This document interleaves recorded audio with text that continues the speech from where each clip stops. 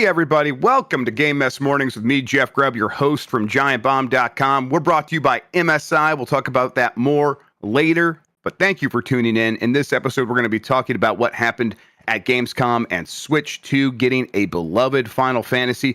It's going to be a good one because we have Jason Fanelli on the show. Jason, how are you doing? Hey, I'm feeling good. It was very productive yesterday during Opening Night Live, covering it over on GameSpot. I think I had 6 or 7 articles all told go up throughout the day. Oh, wow. Okay. Had a couple pre-writes that I was able to do, and then I covered some of the big things during the show. It was there was a lot. There was a lot coming at you from different angles. Some people, they love to say that the shows like this are bad or whatever, grade this show. But honestly, as far as quantity is concerned, there was a lot to take in. Quality, obviously, give or take. But there were some things I was excited about. How about you, Bubsy? Yeah. Oh, no. There it is. Well, listen, at least that Bubsy game looks all right. So if this is going to be my lot in life, maybe I don't have to suffer quite as much. That'll be the poll question today. We are gonna ask people to grade the show. I always do wonder what rubric people use when they are deciding that, because it's going to be a very personal thing, right? Do you want to be entertained during the show? Do you only care about making a list of games that you're excited about? For me, it's it's always a combination of those factors. I just never want to feel like we're wasting our time. And sometimes those shows can have that sensation of a lot of this feels like it was a waste or filling in time when I have other stuff I could be doing. But there were plenty of games that I'm okay, at the very least, I want to try those. Not a ton of I know I'm going to love that, but that's fine. That's completely okay. At the end of the day, we always get to a point with these Keighley shows where it's Keighley, what is he doing? He can only show off the games that are actually ready, that the companies actually want to show off. So this is what was available. And, at a certain point, maybe he was charging too much. I don't think so, because people keep coming back to him and they keep paying that money and the price keeps going up, which to me tells me that people in these companies do believe that going to a Jeff Keighley show is worth it, and it gets them the attention they need. So yeah, I think he should still have the pick of the litter. And at that point, I'm this just comes down to there's not enough games from these big companies to make one of these shows completely shine. So for what it is, I get it.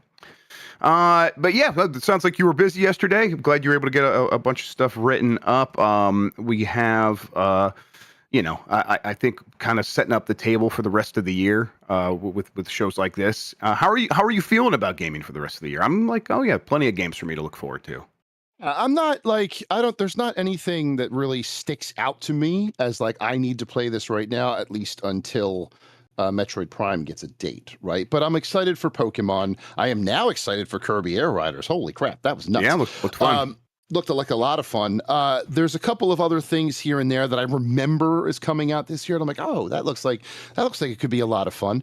But I'm not in a spot where I'm desperate for games, right? Because if it's not something that's coming out brand new, my backlog is so full. I can chip away at some things. As Claire Obscure is still staring me in the face, come on, man, when are you going to play this?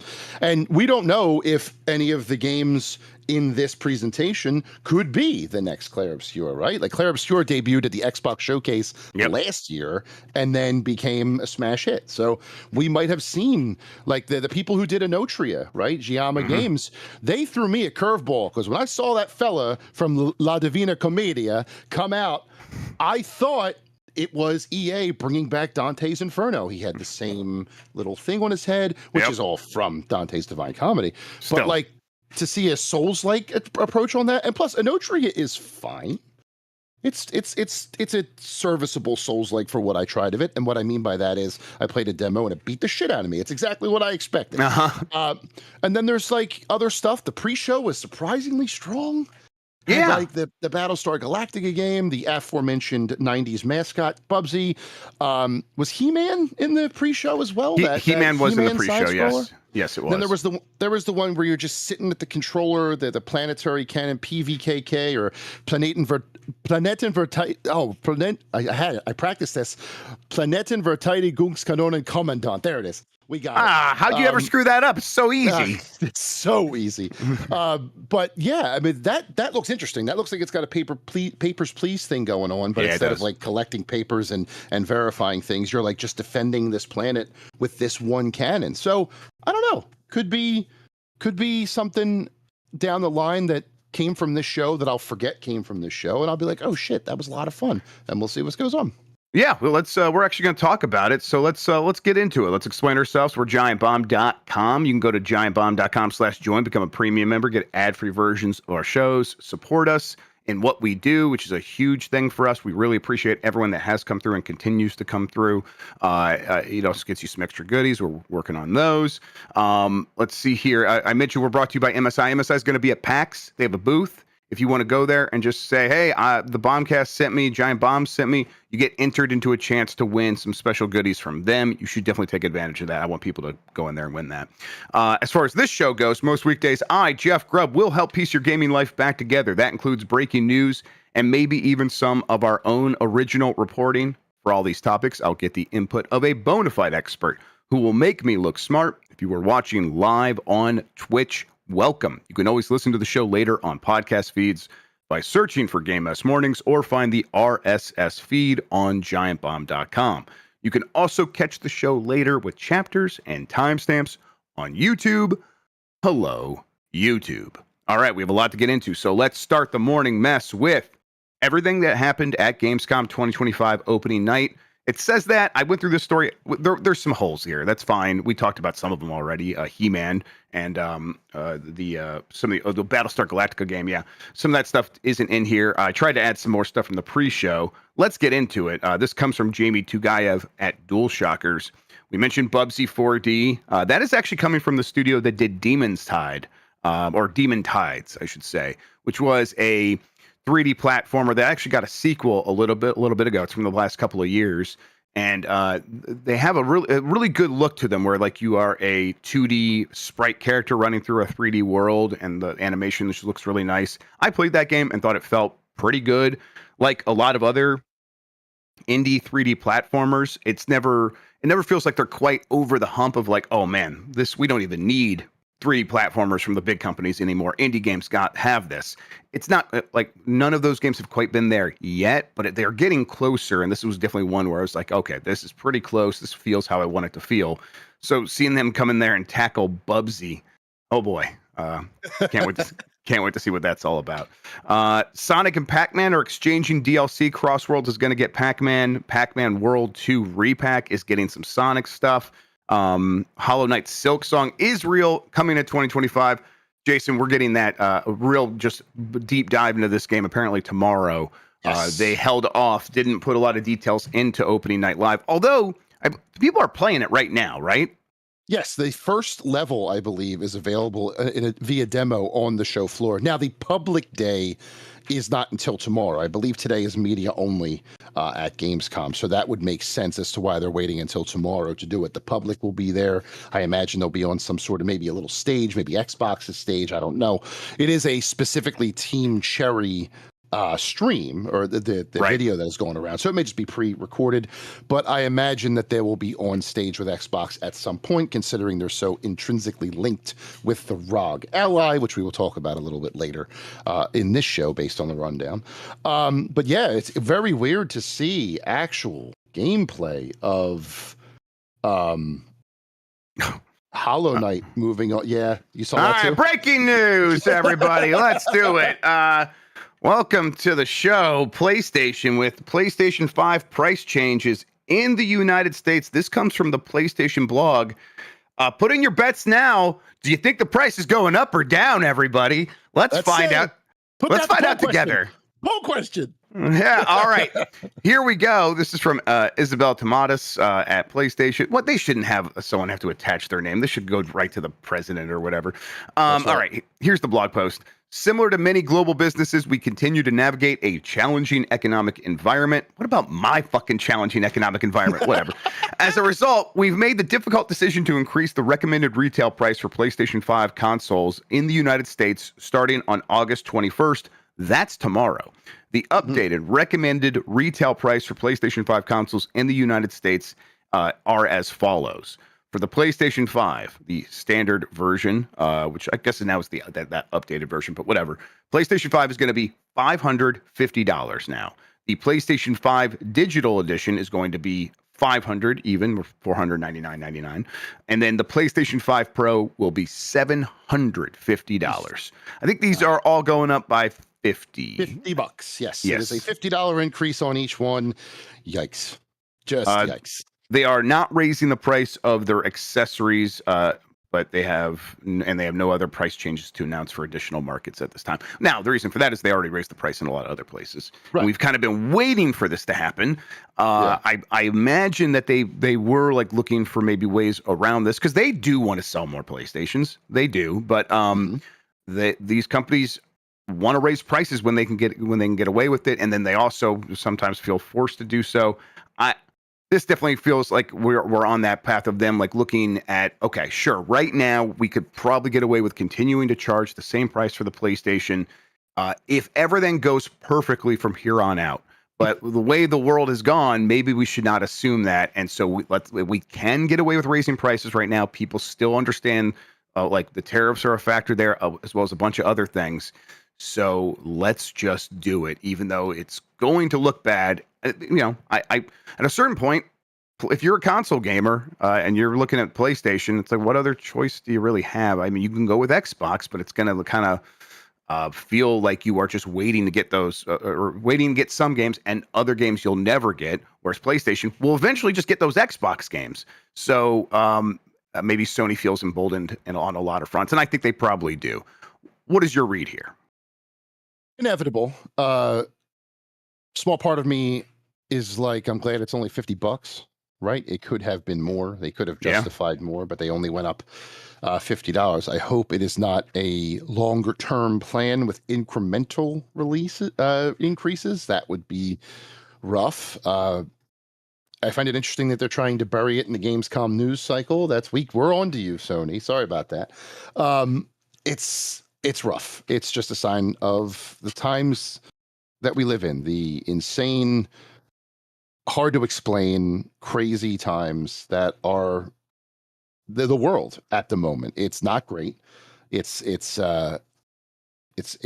unfortunate, and there's really not much more you can say about it than this medium that we love, this art form, however you feel about it, is simply getting harder for the layman, the normal casual gamer, to enjoy. And that ultimately hurts the whole thing in the long run. We can talk about all the games from Gamescom all we want, all the reveals, all the trailers, all that good stuff, till we're blue in the face, and we will. But if there ain't people to play it, if the people can't afford the consoles or the PCs to get in on the ground floor, what the hell does any of it matter? Right? It's just, it's, I hate it. I mean, there's no other way to put it. I hate it. I mean, and they stewed this up themselves in a lot of ways. These big corporations deflating wages for decades, lobbying to make sure that it stays that way, kind of building it through the culture, putting out propaganda to make people feel like don't raise the minimum wage, that'll get rid of jobs. And now here we are, like so far removed from like where the purchasing power was once for minimum wage jobs, where it's like, yeah, you could work here and eventually afford a house. That is just not, that's a whole other planet at this point, is what it feels like. And these companies are responsible for that sort of thing. So when people don't have the money to get into this hobby anymore, which is what we're seeing from the younger generations, Gen Z doesn't buy video games. They aren't buying any fucking video games. So, and like, can you justify that? Well, no, I get it, because they have given them these other options. Get into our free-to-play games, get on a treadmill, and then we'll find the ones of you that do have money, and we'll turn you into whales, and we'll extract that. And we're not really interested in the rest of you because you don't have any money. And so, and that means, are we interested in making console games anymore, traditional games? And they clearly are losing their appetite in a lot of ways. They're losing the belief that these things can grow, or else these prices wouldn't be going up. The prices simply would not be going up if they believed in these products long term, because they would be like, no, we want to get more people into here. They don't think that's going to happen. It is about getting more money from us. And that is like the beginning of a death spiral in a lot of ways. Now, is it that grim? I don't know. Things will change. They always do in video games. It's like the one constant is that things are dynamic, and one day is very different from the next. and one year is especially very different from the next year. But we have stagnated in a lot of ways, and it's like, okay, maybe that truth is not as true as it once was, or it will take longer than it has in the past for that sort of change to come. And when it does, what does it look like? Does it just keep getting worse? Right now, it feels that way a little bit. So it's rough. We can't compare this. The Xbox Series consoles did go up in price as well a few months ago. Yeah, that was like earlier in the summer. The Xbox Series X 2 terabyte Galaxy Special Edition is now no longer the most expensive console. Remember, that went up from $600 to $730. So now the PS5 Pro is only a little bit more expensive than that. And then, that's not an Xbox Series X Pro. The Xbox Series X, like the one that like has the disk drive that most people would probably get, that's $600. So right in line with the PlayStation now. Okay, yeah. Well, how does PlayStation sort of come out and like sort of distract from this themselves? Like, are they going to have games here pretty soon to kind of really get people to be like, you know what, it's worth that price? I do believe you yourself was starting a pod a couple days ago saying that there was a showcase coming in September. Or State of Play, yeah. Might want to move that up maybe till before Labor Day, excuse me. If that is something you're planning to do just to get this sour taste out of people's mouths. I don't think people are going to want to be sitting on this for a month if that's how long it's taking you to get the State of Play or showcase out. Yeah, I mean, they're going to, and especially first-party stuff. They do have Ghost of Yotei coming out this year. They do. Is that a console seller, though? I mean, you know what? I don't know. I think it is in some places, and I think for some people that would be like, oh, yeah, I should get this. I love Ghost of Tsushima. We are forgetting the other thing that is going to sell specifically PlayStations, and maybe a good reason if you're one of these companies to do the price increase now, so you're ready for when that launches, and that's Grand Theft Auto 6 next year, which is kind of like throw all this shit we're saying out the window, right? People will buy that game. Gen Z will buy that game, right? Because it'll become a cultural thing. Their favorite streamers will be playing it. That will move the needle. So kind of everything they do before that is just like maneuvers to maximize the value of Call of Duty, but Grand Theft Auto. That is what they're trying to do here. So, the PlayStation 5 has continued to sell like really well in terms of just hardware sales. It's like 2 million when you launch a line, the PlayStation 5 up against the PlayStation 4. I think it's about 2 million behind the PS4. That'll probably flip as soon as Grand Theft Auto 6 is here. So, and another thing that might flip is the PlayStation 5 sold a certain amount this year, and then next year it'll probably sell more than that. So it's like we're going to see this like bell curve, and then there's going to be a new spike. So I just think Sony's feeling very confident because of that one game.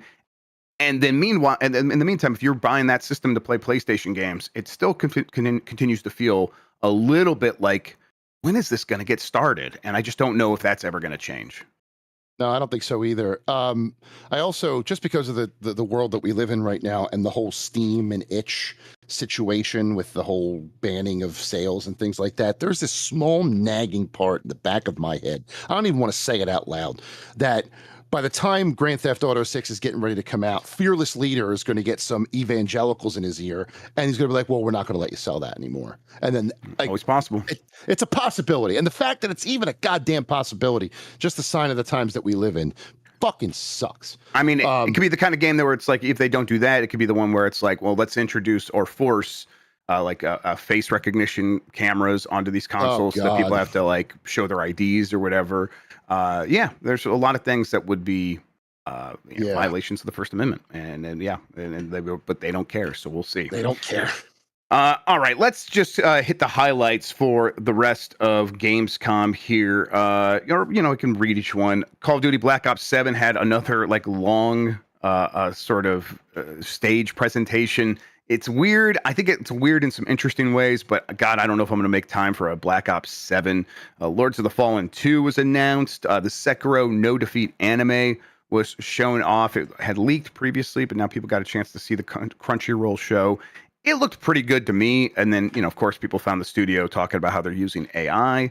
So we'll wait and see. Lego Batman Legacy of the Dark Knight. This was the standout for a lot of people, I think, Jason. Are you a fan of this? I think that's I think it's cool. Sorry, I'm still stuck on the PlayStation thing. Yeah, I Here. get it. Yeah, I It's understand.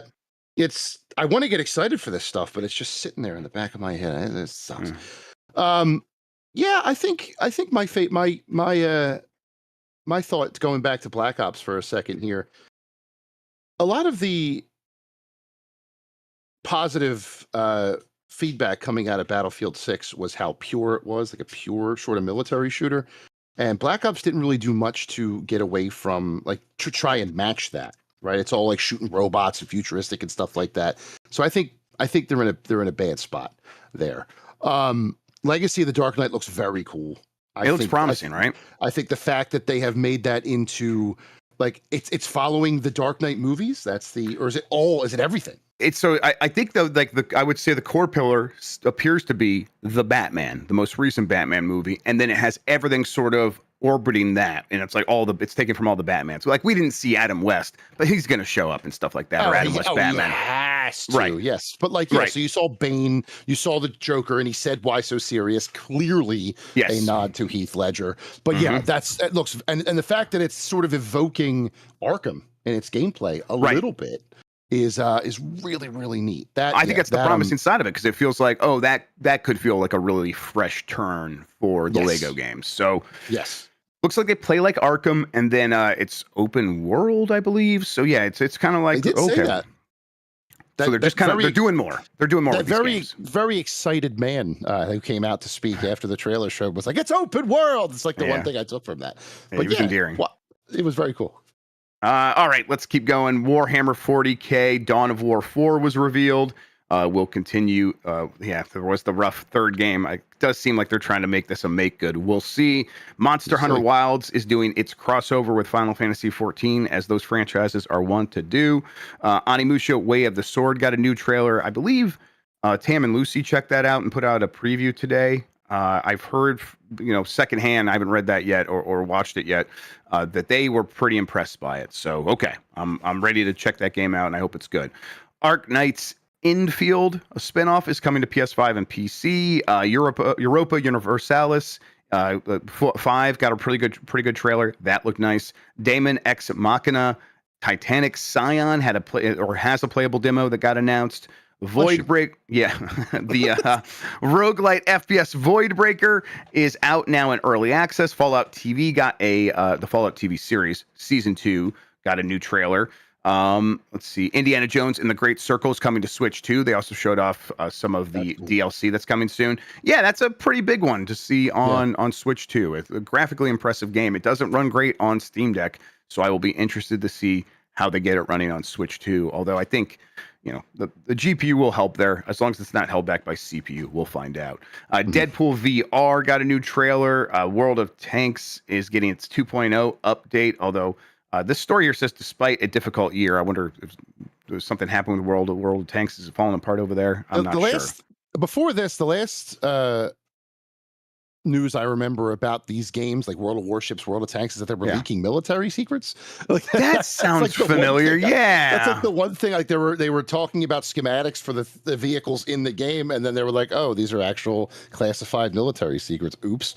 But no, the 2.0 update for World of Tanks is finally going up to tier 11, which is something that the fans of War Thunder said chat. Chat said War Thunder is the leaky game. Wrong one. Yeah. But yeah, it's going up to tier 11, which the fans have really wanted for a very long time, I understand, which is also neat. Warhammer had another announcement further down the list, which is a 10v10 hero tank shooter. So you get a tank, you get an agent that has certain abilities, and you can like customize your tank and then play 10v10 matches over tank watch, whatever you want to call it, or tank rivals, I guess now, because that's the most popular one. Seems interesting, seems different way to play World of Tanks. I don't know if it's gonna really last that long, because if you remember, back in December at the Game Awards, Wargaming also announced that Steel Hunters online battle royale multiplayer game thing, and that one's already shut down. Like, it's already gone. Mm-hmm. So I don't know if they just moved those resources to this or what. But yeah, so that's that. Wargaming, other than World of Tanks, anything they do, I hold at arm's length, because I don't know how long it's going to last, with Steel Hunters being the first one there. Toxic Commando, going further down the list here. Look, earlier, so Toxic Commando looked very cool. Want to give that its due. Earlier in the show, Jeff said Ron Gilbert, and I went, oh, Ron Yeah. Gilbert, neat. And then Death by Scrolling happened, and I'm like, is this the Ron Gilbert game? What? It was the Ron Gilbert game, yeah. And the more I look at it, the cooler it seems. It seems like a weird little roguelike thing. He's tried some different kinds of games before, so I'm like, and usually those pan out pretty well. So yeah, I'll be interested to see if he's able to make this work. So it looks like a vertically scrolling Vampire Survivors with maybe some Ron Gilbert humor. I wonder if they were going to name it Going Vertical, but that got taken. Yeah, we do own the trademark there. So back off, Ron. Get out of here, Ron. Road Kings from Saber. It looks like European Truck Simulator, but like a little bit more of a game. They showed a lot more of like fist bumping people when you complete a mission, and then the traffic just like looked really realistic. I was impressed by it. I definitely thought it was cool. I thought of you when that trailer played. I'm like, Jeff's gonna love that. It seems like it's right up his alley. And I did. I thought it looked really impressive. And it's Saber, so they know they're big machines. And I'm like, all right, yeah, this is a good sort of offshoot of what they've done in other areas in this space. Zaum is back. It was funny. Keeley was like, they've had some stuff happen since the last game came out, Disco Elysium. Anyway, Zero Parades. It's like, oh yeah, what stuff, Jeff? What happened? What happened? It's like completely fell apart, and who knows who's even making this game. Either way, Zero Parades looks exactly like Disco Elysium. It's crazy. The Darkest Files director discusses the power of games as tools against oppression. RPG Neverness to Eagerness has a open registration now. There was, Bocce the Rock meets Celeste in Unbeatable, which is coming out November 6th. Yeah, it looked pretty promising. Honor of Kings World. It's another spinoff for one of these games that's huge in other parts of the world. Squid Games. Squid Game collaboration is happening in Fortnite and Call of Duty now. Delta Force is finally coming out on console. They showed off Ninja Gaiden 4's gameplay in a new trailer. Looked fantastic. Cinder City is a co-op shooter that has looks like Battlefield with monsters. Reads this story. There was the survival isekai Time Takers. I thought that looked spaceship game. That looks right. That looks interesting. It's got Robbie Williams running around with a gun now. Yeah. Let's see. Silent Hills got its English voiceover trailer. That was a Mike joke, and I'm still laughing about it. The joke I made was Silent Hill F, which is named after the sound I make whenever I play a Silent Hill game. Dante is back. You mentioned this one. La Divina Commedia. Is that close enough? La Divina Commedia. This studio, Giamma, based in Milan, Italy, so very steeped in Italian culture. Sure. They made a notary of the last song, which was Souls-like but Commedia dell'arte. So to see them tackling Dante, A, makes sense, and B, is very cool. Kingdom Come Deliverance 2 is getting some DLC. Legacy of the Forge looks like a new crafting system. Vampire the Masquerade Bloodlines 2 that reappeared. And I think it's coming out soon. They didn't write a date here. I meant to do that. I think October 21, I believe. Of this year. That's so bananas. But I mean, I guess the game's been in development for a long time. I just kind of considered it as a game that would never come out. So compared to that, this is extremely soon. Actually, compared to anything, October soon. Delta Force has a new project. The devs behind that game have Project Spectrum, which is a co-op horror shooter. World of Tanks introduced Heat, which is has like a futuristic spin on their gameplay. That's the 10v10 one, yeah. Yes, exactly. Ghost of Yotei gets an extended trailer and the reveal of the Legends DLC. So the co-op multiplayer thing that was in the first game that got released as free DLC later on is also happening here. That'll come out in 2026. Resident Evil Requiem got a new trailer as well. I thought it looked good, but I think a lot of people are like, man, if we're holding back that game the entire time we knew it was happening, I think a lot of people were hoping for a little bit more. I think people what they're really waiting for is to see if there's other characters in the game. I think a lot of people believe that there will be other characters, and they're still not confirming that. And it's like, yeah, they're probably going to keep holding that back for a while.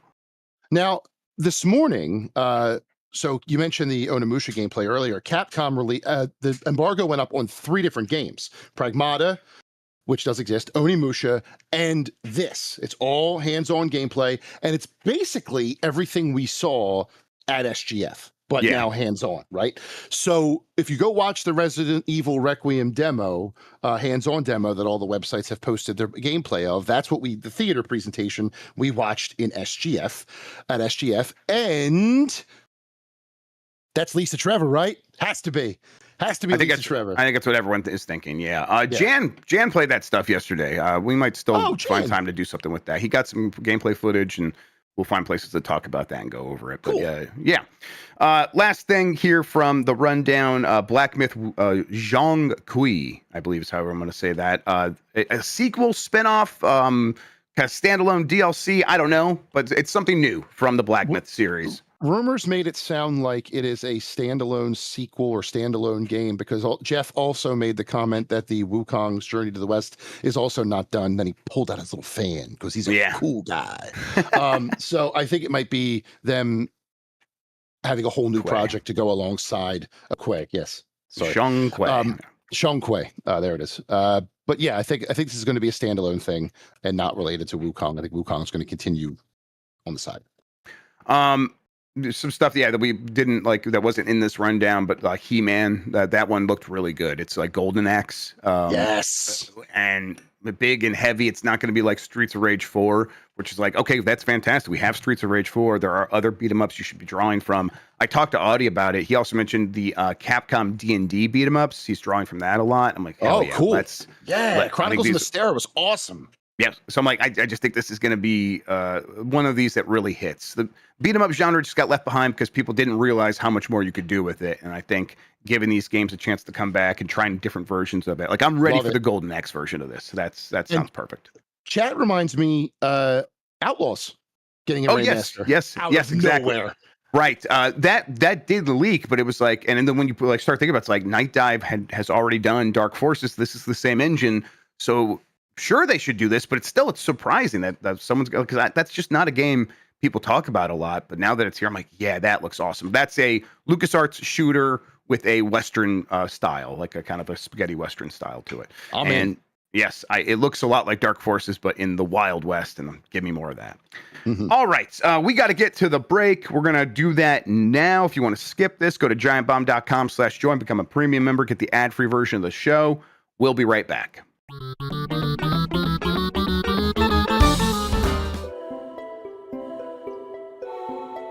Jan, my computer's sick. I've decided it's time to start building a new one. I just don't know where to start.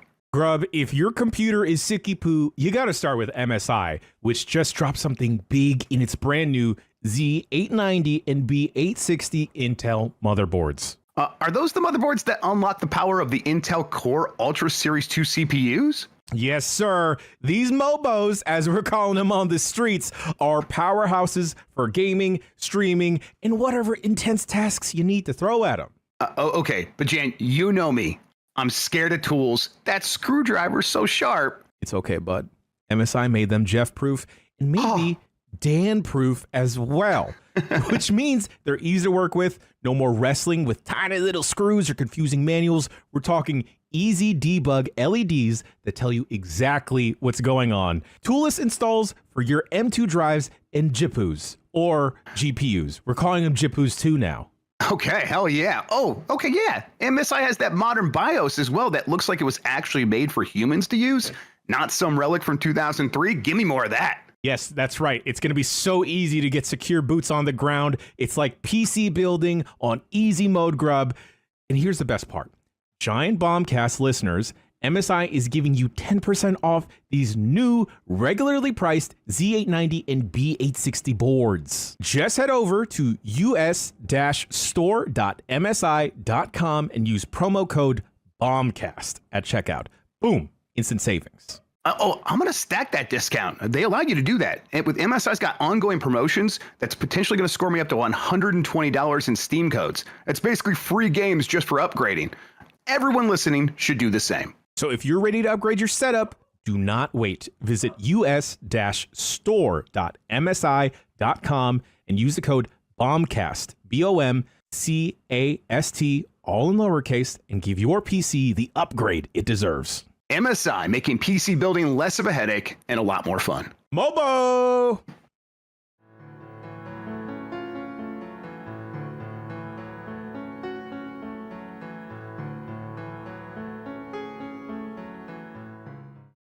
Game Mess Mornings. I'm Jeff Grubb. That's Jason Fanelli. Let's get back into the show. Let's wrap up what happened over at Gamescom's Opening Night Live with a little bit more details about Lego Batman: Legacy of the Dark Knight. They are not saying how much it's going to cost. I think this is the move right now. Like, why say it? Because you might want to continue to see what you can get away with. But it does feel like we are maybe steadying out at $70. I do expect this game to be 70. But it's like, I think people are used to that. If they said this game was $70, I think everyone would go, yeah, okay. I think like that battle is lost. So it's like, why not just say it? And is it because you're thinking about 80? I don't know if you can do that. But yeah, what do you expect here? This being a Lego game, they may actually be thinking perhaps a little lower, depending on the scope of this game and really how big it is. Lego games tend to be like back when in the Xbox 360, PlayStation 3 era, when the Lego games would come out, they come out at like 50 instead of 60 sometimes. So maybe. But I just think things have changed, right? It's like Warner Brothers too, yeah. So, and Star Wars: The Skywalker Saga. The whole point of that one was like, this is the massive one, and we're making a ton of improvements, and so it's going to be a big full game. I think them making these games, I think that was part of it. Is they had to justify, hey, we want these to be big sellers and we want them to have a premium price. So make those games the way that they need to be made to justify that. And this definitely feels like that. So I just won't be surprised if it's like, I guess I wouldn't, maybe $60. Yeah, that's still possible, but I'm going to guess it's 70. 70 would be my guess too, if I really had to think about it. I hope it's not 80. If this goes 80, everything's going 80. Oh yeah, for real. Okay, let's keep moving here. Starfield is coming to Switch 2 next year. It has been claimed. This is from Chris Scullion at VGC. A port of Starfield will reportedly be released on Switch 2 next year. That's according to industry insider Nate DeHate, who has a track record of breaking stories about unreleased games. Indiana Jones and the Great Circle won't be the only Bethesda game coming to Nintendo Switch 2 in 2026, he posted on Twitter.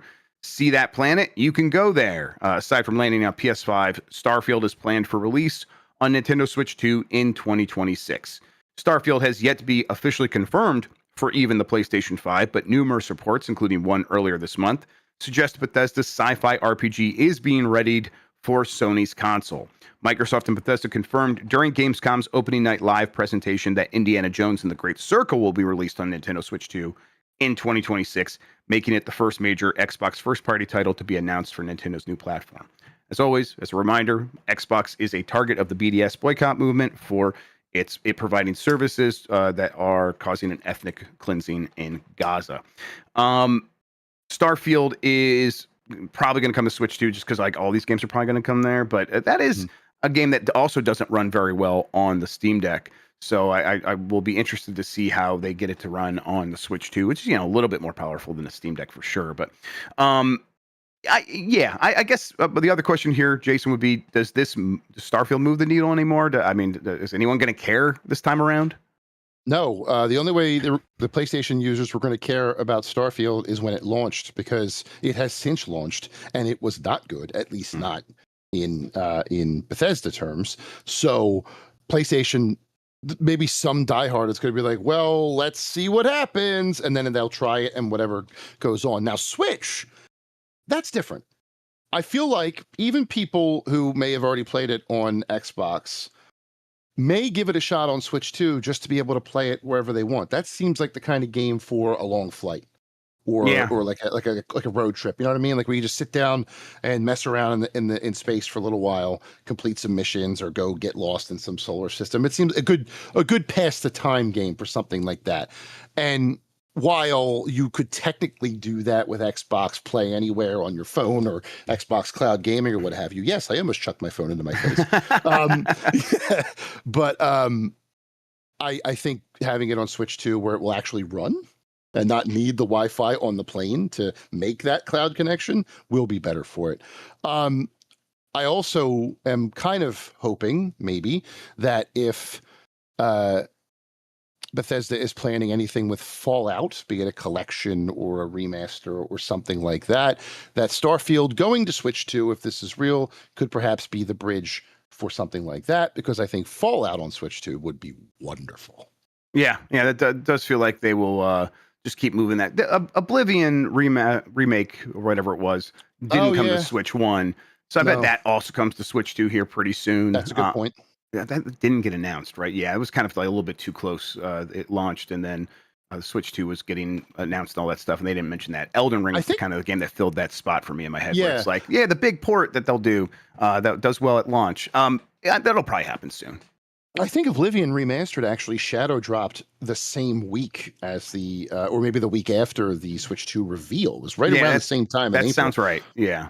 So yeah, that Oblivion Remastered would also be a very good bridge to the Switch 2 if they decided to do that. Either way, it's not the first salvo of Microsoft putting their games onto Nintendo's Switch or Switch 2, but I think this might be a little more notable in how powerful this game is. Like Pentiment, good of a game as it is, not the most powerful game in the world. No. So if they can get Starfield on there without blowing up Switch 2 batteries, then that kind of bodes well for the rest of Microsoft's portfolio, just getting ever so closer to the inevitable Halo Switch 2 experience. It's going to happen eventually. Yep, it does feel inevitable as well. All right. Hey, the ROG Xbox Ally Handheld launch date is set for October. Features Steam Deck style compatibility guide. They have a handheld optimized thing where it's like, hey, we'll test these games. We'll tell you if it's mostly compatible, should perform well, should perform great, which means 60 frames per second or above. And then if we haven't checked the performance, we haven't done any testing of the game, they're going to basically have the check mark style thing similar to what Steam Deck has. The release date is in October. Let's see. October 16th. They still aren't talking about a price, though, themselves. A price has leaked from Bill Kuhn over at Deal Labs, who is very good at like tracking down what's happening at retailers. And the price that he's found is $550 for the Xbox ROG Ally, and then $900 for the Xbox ROG Ally X. These are the prices. I think this is right in the range where the rumors had been for a while. So I don't think people are too stunned. And yet I just, $900 for one of these handhelds. Even knowing that is actually kind of a fair price compared to like where these handhelds were a few years ago, and really like the Steam Deck subsidizing the price, so it kind of had a deflationary effect on the entire market, kind of forcing everyone else to compete with that. Even with that in mind, I'm not going to spend $900 on a handheld like this. I just can't. I can't justify that. I wonder who will do that though, Jason. I think Xbox diehards who don't have a handheld yet and have been waiting for this one will be the person that will buy this. I am perfectly happy with my Legion Go S. I'm sure you're perfectly happy with the Steam Deck or whatever. Do you have other ones? Yeah. I have a ROG Ally, the original ROG. I don't have the ROG Ally X. Yeah. So I'm perfectly happy with that. It runs the Xbox games fine on the Xbox app. It runs the Steam games fine. As I found out, it ran the Battlefield 6 beta pretty good too. Right. So I'm fine. Like I don't need to do this. That price is steep. And I will say, Billy did report that, but also Best Buy listings went up that had these prices and then took them down.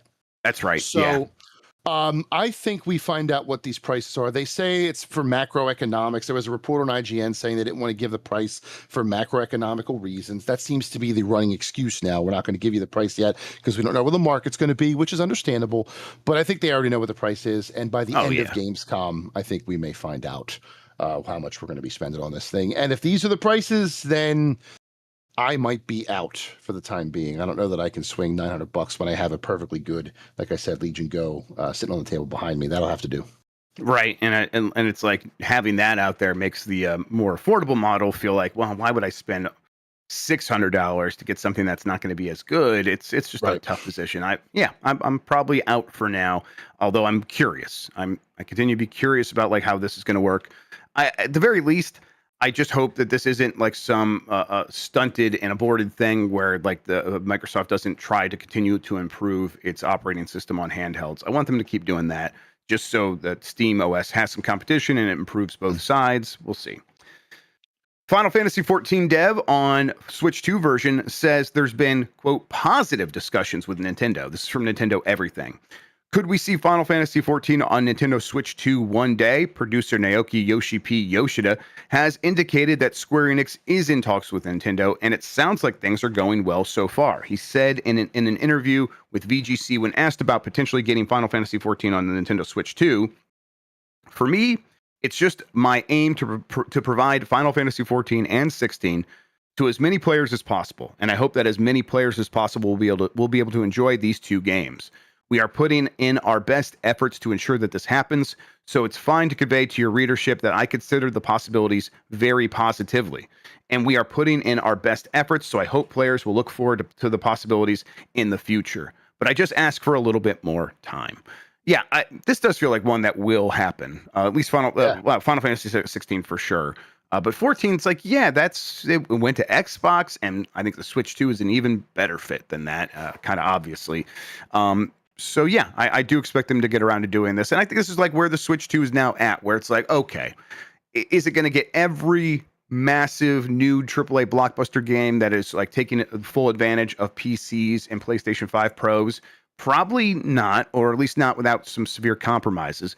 But it at least is at the point where it's like all of those big live service games that have been going for years now should make sense on the Switch 2, at least in terms from a technical perspective. And that's kind of where it needed to get, because live service games are not going to evolve much in terms of like their visual requirements, because they want them to run on everything. And so it's like, okay, like Switch 2 is good on that front. It'll get Nintendo games, it'll get indie games, and it'll get quite a few of the big new releases from third parties. So I think they've kind of now covered a lot of their bases, and this feels like a part of that. My thing is, though, with Final Fantasy XIV specifically, MMOs are very HUD intensive. Yes. And you only have so much screen real estate to use there. So I wonder how that would work, at least in a handheld situation. I think of Switch 2 primarily as a handheld. So I wonder about, that's probably one of the biggest hurdles I think they would have to cross. They do have a console version. It did launch on Xbox, and it's always been on PlayStation, right? So I'm sure they've already figured this part out, or they're going to figure this out for Nintendo's console. That would be my only caveat, my only like issue or potential like problem, but I think it makes perfect sense. Like strategically, It makes perfect sense. I was talking about the airplane ride earlier. If the airplane you're on's Wi-Fi is good and you're a FF14 fan, you're good. You're good for that whole cross-country flight. So yeah, I mean, if they can make it happen, I think it definitely makes a lot of sense, but I would just need to see the logistical side of it, like the way it looks, the HUD, stuff like that, before I would fully be on board, I think. Yeah, Final Fantasy XIV is definitely a game that, they built it with consoles in mind. So, I've not played it ever, so I don't have any firsthand experience. But it seems like people are like pretty happy with the way that works. And now we have a lot of people in chat are saying, "Hey, I have a friend that plays it on Steam Deck, and it's completely fine on there." It's like, okay, there you go. So, cool. So they're apparently they've already built in a lot of tools for customizing how like you interface with the game. So people should be able to just make it work the way they need it to work on one of these handhelds. And then you do have the touch screen. Maybe that helps. I don't. And I probably sound like an idiot when I'm saying stuff like that. I mean, I'm right there with you. I don't know. My experience with Final Fantasy XIV is I did the tech test on my computer to see if it worked. That's as far as I've gone in that game. I just don't have the time. But if it's working on Steam Deck and the other handhelds, then Switch 2 is not an issue, and I'm making a mountain out of a non-existent molehill. That's good. Jan, were you the one that wanted one of those Oh Dear Alan Wake 2 thermoses? No. It's getting restocked in like 9 minutes, according to ABC. Oh, I don't have money yet. I'll buy it for you. No, right, I don't want that. All right, let's see here. Oh, okay. Yeah, this is the next story. I am just baffled that this is the headline. Roblox bans all erotic content. This is from Marcus Persson at Game Reactor. Jason, there was erotic content on Roblox? What the fuck is happening? Don't let your kids play Roblox. And you've seen me get heated before. Do not let your kids play fucking Roblox. Don't do it. Not allowed. Get them the fuck off that platform. They do not care about your children. They do not care about their well-being. They do not care about their safety. They banned a guy who was Chris Hansening sexual predators on their platform. They went after the freedom fighter, the defense mechanism, instead of the vigilante. Yeah, they're shitty. Thank you. They're a shitty ass platform that allows this shit to happen. And now you're going to say it bans all erotic content, this sweeping thing. So let me ask you a question. Dress to Impress, right? One of the biggest games on that platform. Some fashion can sometimes seem erotic when it's just people wearing bathing suits or whatever. Are they going to go after that? After Lady Gaga just partnered with them? Oh man, this is so. This whole platform just needs to go away if it's me. But I know that's unfeasible. It's something needs to be done, because it's like you're only doing this now because of the backlash that happened recently. So you could have always done this. You did not. What else are you not taking care of because of outside pressure? So let's read, because it's more than just banning all erotic content. They also have some changes to how children can interact with the game. This is also crazy. So let's read the whole thing here. Roblox, one of the world's largest digital platforms for gaming and social interaction, is tightening its rules regarding adult content. The company has announced that all material that could be perceived as erotic or sexual is now prohibited, even content that only hints at such activities. The policy change comes just days after Roblox was sued by a state judge in the United States, who argued that the service is filled with potentially harmful content and environments for children. Critics have long pointed out that the otherwise child-friendly platform has struggled to keep inappropriate content under control. Under the new rules, unrated material will only be visible to developers themselves. Roblox is also working on methods to quickly identify and handle users who engage in inappropriate or violent behavior. That's like your whole thing. You need to have done this a long time ago. Matt Kaufman, Roblox's chief safety officer, explained, "We've seen that social hangouts, experiences where the primary purpose is to chat with other users as their user or their avatar, can sometimes contain inappropriate user behavior when they include certain settings. Although these settings are not against our current policy, we've observed higher rates of inappropriate user behavior in them, so we're further restricting some of them from our younger users."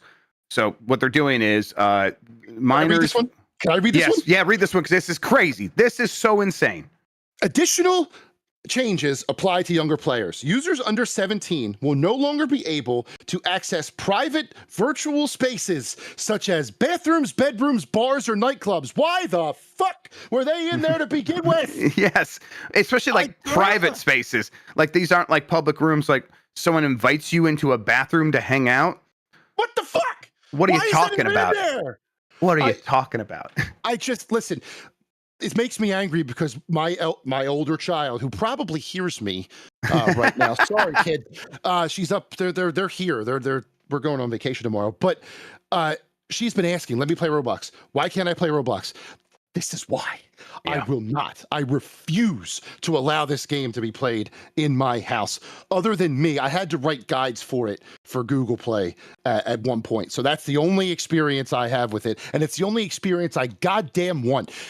They built Second Life in this social hangouts and then didn't remember the 18 plus restriction.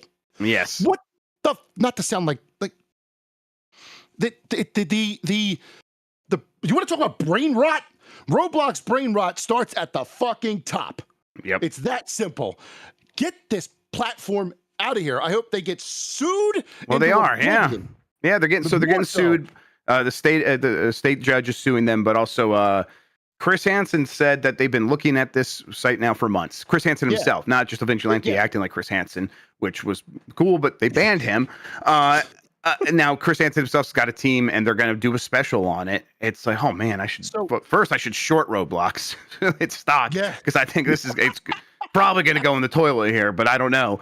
And two, it's like, wait, I'm not a financial advisor. Don't do anything I say, everybody. So in the chat, somebody asked, is Roblox a game? No, it's a platform where you make your own stuff. A tool set. They call them experiences, and you can make games, which is where like Dress to Impress and Rainbow Friends, that like FNAF ripoff horror game, and a couple other Doors is another popular horror type thing in Roblox. You can make these experiences, but they also have these social hangouts, which is basically, I said Second Life, but for the console-minded, PlayStation Home. Yeah. But PlayStation Home had the wherewithal to not include shit like this from the start. Also, older console-minded people, if you know what PlayStation Home is, time to schedule your annual. It will always confound me how this platform was able to get away with this for so fucking long. I mean, I know how. It was YouTube. YouTube players getting on Roblox, like that kid Ryan, who makes more money in a day than I'll ever make in my lifetime, playing Roblox games. That's where my kids found out about it. That's what made them want to watch it. I want to play it, excuse me. The little, like, they ripping off Lego heads. Rip off Lego heads. They're not actually ripping off Lego heads. Right. It's a long time coming. I have been tooting this horn for years, and now it seems like the rest of the world has finally come to their goddamn senses. Time to go. I am planning on watching this dumpster fire with popcorn and champagne. Get him out of here. I think the even sadder reality is in 5 years, we're probably having this conversation again, and it's right back. Roblox still just chugging along, and it's a behemoth. Or the next platform. Yeah, or the next hell platform. That is. Right, exactly. All right, last story. Call of Duty devs explain how we're getting new Black Ops games in consecutive years. Well, they just did it again. All right. This is from Eddie McHugh at GameSpot. For the first time ever, Activision is releasing new Call of Duty Black Ops games in consecutive years. Beyond that, the same two developers that led the production of Black Ops 6, Treyarch and Raven Software, are once again co-leading the development on Black Ops 7. With Activision previously stating how important it is to have a 3-year production cycle for each new Call of Duty game, many are wondering how it's even possible. Treyarch Associate Creative Director Miles Leslie told IGN that development on Black Ops 7 actually began at the same time as Black Ops 6, that the game had a franchise longest 4-year development cycle. They were started at the same time, Leslie said, so obviously they have different production ramp-up times, but they were started in parallel and greenlit at the same time.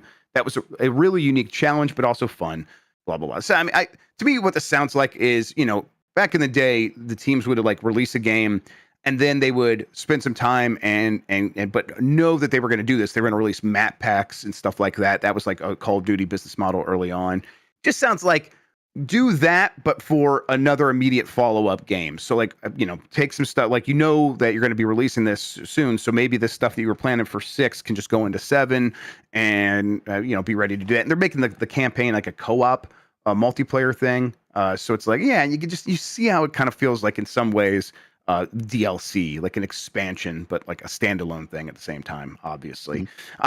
No one's talking about Black Ops 7 still, though, right? I just don't, maybe a little bit after yesterday because they did show it at Gamescom, but I don't know. The excitement, I'm just not hearing out there. There was a story floating around that the number one comment on the Black Ops 7 Gamescom segment YouTube video was, "This made me pre-order Battlefield 6." Yeah, I mean, that's basically where we are here. Call of Duty, I think, played with fire by opening Pandora's box with its out of left field collaborations and partnerships. Yep. And it really drove away the people who are looking for that pure military experience, and Battlefield 6 is going to slip right in there and fill that void. Granted, it would be naive for people to think that Battlefield 6 is going to stay away from partnerships. They may be smarter about it, but I don't think they're going to be completely devoid of them. Oh yeah, well, they're going to, or at least they're going to walk around right now acting like it's not going to be that. And people will be happy to be like, okay, I'll accept it. That'll change over time. Yeah, but I think that Call of Duty's in a weird spot, man. It's in a weird, precarious position at the moment, which is so weird to say about Call of Duty. But I guess that kind of applies to Xbox as a whole now. Yeah, right. It's the tide, right? Though it's like Call of Duty will be back on top in a couple of years, like it always has. When they change up from this current stretch of the way of doing things, and they kind of come back like, no, we've figured out we're going back to the basics again. It'll be fine. That's kind of been the story of Call of Duty this entire time. Oh, no. We've been invaded. All right. No, listen, we know. We were just going to confirm if it was real. So have you confirmed that is a shoot reveal out of Gamescom, Mike Minotti, who has joined us? Well, it's not a reveal, per se. It's just there's a booth for Mortal Kombat Legacy Collection. And like in their little video thing on the booth is where you see them scrolling through all the games and highlighting Mortal Kombat Mythologies, Sub-Zero, and Mortal Kombat Special Forces. Now, look, maybe somebody's playing a very big prank We were talking before. It does pass the eye test at the very It least. passes the eye test, but not the smell test. I have 2 feelers out right now. One is a DM to somebody I know at Digital Eclipse. The other is an email through official channels to see if we can get some answers here. Apparently, Atari is going to be part of Xbox's live stream, and we will see what's going on there. It's apparently the gang's all here. Everyone is here. Game Mess Turbo Sean. All right, what do you have wanna to say, add it? Sean? Yes, independent reporter Turbo Sean from Giant Bomb reporting in. Oh, yeah, go ahead. I would just like to say that I did double check, and this does look like the picture that Dan Amrich just posted on Blue Sky of their booth at Gamescom. Yes. And he told me at Evo, we have more games to announce. And he heavily implied that would be PS1. So PS1, yes. seems legit to me. All right. Yeah, that's why I've kind of been leaning towards this being real, because when they were talking about, hey, don't expect stuff from like PS2, I'm like, okay. So what about the PS1 games then? They're not saying anything about that. And then you knew it. And then Hello, I'm the chief content officer of giantbomb.com. My name is Dan Reichert. Oh, Dan Riker, what can we do for you? Oh, I had some ideas for content here, as journalists and media creators and so forth. I do think it's important that we give a comprehensive look at this, and we do have an expert on it. That's fine. Mike figured out how to move Dan away. That's fine. I'm sure. Do you think he's probably still talking there, right? He doesn't know. Yeah. I hope so. Isn't it wild that 3 Blood Club games are getting re-released this year? That's great. Well, goodbye, you two. Doing great. See you later. God, we will have to do something about that. All right. That does it for the headlines. Let's get to the poll question from earlier this week, which I have right here. Okay. Do you think Fair Games will get canceled? That was a rumor that got debunked, but everyone's still not sure. Tell you what, most people seem to think it's going to get canceled. 88% say yes, it will be canceled. 12% say no. What do you think, Jason? Was this the Jade Raven game? That is right. Well, not anymore, but it was once, yes. Did she leave? Yeah. It's canceled. There's no. That's it. It's nope. It's I don't. I have no confidence in it because she's gone, and I have no confidence in it because PlayStation Live Service, like just those names next to each other, I have zero confidence. Prove me wrong. Please prove me wrong. I would love for you to prove me wrong, but I don't see that happening anytime soon. Now, honest, I got to tell you, little side thing real here. I am now nervous that we're going to get invaded by Jerf. He's the only one who hasn't showed up yet. Just be careful. Be careful what you wish for. He'll come in here, kick our asses. Hockey. Oh, don't say it 3 times. I warned you. It's any minute. He's probably busy. Actually, I think he actually is out today. So that seems unlikely. Okay, let's see here. We'll have a new poll question. Get to that in a second. Before we do that, though, Jason Fanelli, where can people find you on the internet? What do you have going on? What's all that good stuff? That good stuff. JasonFinelli.com on Blue Sky. Big Man Finelli everywhere else. Most active on Blue Sky and Instagram. You can see me writing news at GameSpot, do some reviews and stuff for MMORPG, the occasional feature for Epic Game Store as well. Things coming up. I finished last night Sword of the Sea, which I will be reviewing for MMORPG, the game by Giant Squid, who made Abzu, very much in line with their aquatic themes, of a nice climate message in this game. I thought it was very, very cool. Had a little more action in the end of the game than I expected. That was pretty neat. Hoping to have that done today because tomorrow I'm taking a little family vacation up to the mountains, up to the Poconos, before school starts. We're like an Airbnb up there, sit on the lake. So if you like picturesque views of rural, mountainous lakeside areas, you're about to get those all weekend long. Tonight, though, I might go deaf. I'm going to a concert with the family, Descendants and Zombies World Tour. Pray for me. It's the Disney show. Yeah, no, I was going to ask because my kids just got super into the Descendants. Which one has Boniello, Jan? Do you know? The Descendants, the new one. The newest one? Okay. All right. Well, they're not there Rise yet. of Red that we had to watch in preparation for this a couple nights ago. Okay. Yeah, they've been watching them back to back. Like it's been all Descendants. Like this is like the first like live action movie they've really given their attention to. So that's been different. I have been trying to get them to watch K-pop Demon Hunters, but they won't do it. So now my kids got into that. The first time I put it on, Addie ran out of the room because I was like, I'm going to put it on for my phone in the basement on the TV upstairs. I'm not going to tell them. I'll just have it start playing, and while I'll go up there, I'll check it, see if they actually liked it. I put it on, and Addie came running, like, screaming because she was scared of the first 5 seconds. It's not scary, but it just, a movie started playing, and I think that is really what happened there. That's but what happened here. now they've watched that movie like 10 times, and they love it. So, cool. Keep trying. Yeah, go ahead. And then, so you were asking who was excited about the thermos. I would like to show you my Google Calendar notification that just says thermos for 10 minutes before it went live. Yeah. I did manage to get one while we were speaking. So apparently SGF 2023, they were supposed to give those out after the Alan Wake 2 demo, and then like something happened, and then they gave them out at the press event that I couldn't go to. So this has been sitting in the back of my head like, man, I really want that thermos. I could have had it, but it, for whatever reason, didn't happen. And finally, the thermos is coming my way. I'm very excited. I'm going to drink so much coffee out of that shit. I like thermoses. I like vacuum technology, everybody. That's a cool thing. All right, let's wrap up this show. Let's see here. We got a few things we should do. New poll question. Here we go. Grade Gamescom Opening Night Live, A, B, C, D, or lower. We'll talk about those results here on Giant Bomb's Game Mess Morning tomorrow. Speaking of Giant Bomb, later today, Blight Club's back. I'm gonna go check out that Trespasser. A little bit more Trespasser. Got to find a blue key. Like, it's a game that I really like, but not necessarily when I'm playing it, Jason.